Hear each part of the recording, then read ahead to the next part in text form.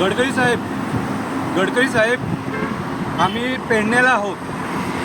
पेडणे हे गोवामध्ये पडतं. गेल्या वर्षी मीच तो माणूस ज्याने कपडे काढून अंगाला चिखल लावून तुम्हाला एक व्हिडिओ पाठवला होता आणि हीच ती रिटर्निंग वॉल जी कोसळली होती, पडली होती. या बाजूला पण पडली होती आणि त्या बाजूला पण पडली होती. नंतर या कॉन्ट्रॅक्टरने MVRने ते काम परत केलं आणि हे सगळं क्लीन करून काढलं. पण आज सुद्धा गडकरी साहेब, या रिटर्निंग वॉलची तीच परिस्थिती आहे. आज आम्ही इकडे अन्न ग्रहण करून आम्ही इकडे देवाला सांगणं केलं आहे, माझ्या हातात अन्न आहे, हे आम्ही सगळ्या लोकांनी त्या बाजूला दाखवलं. ती लोक आहेत ती तिकडे दाखव.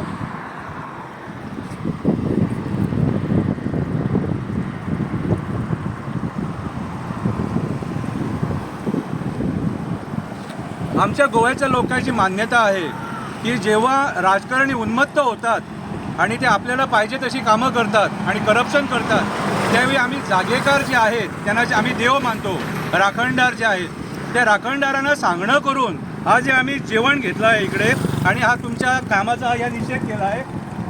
हे सगळं लावून बघा, सगळं हे गावातल्या लोकांनी लावलं आहे. हा गडकरी साहेब, तुम्हाला कळायला पाहिजे, कारण तुम्हीच ते माणूस ज्यांनी हजार कोटी डेव्हलपमेंटसाठी दिले, हजार कोटी डेव्हलपमेंटसाठी दिले. पण जे डेव्हलपमेंट झालं ते हे बघा, पहिले चीप क्वालिटीचं डेव्हलपमेंट आहे. काम बघा गडकरी साहेब, हे सगळीकडे क्रॅक पडले आहेत आणि ही भिंत पेडण्याला आता परत कोसळण्याच्या वाटेवर आहे आणि लोक प्रोटेस्ट करत आहेत.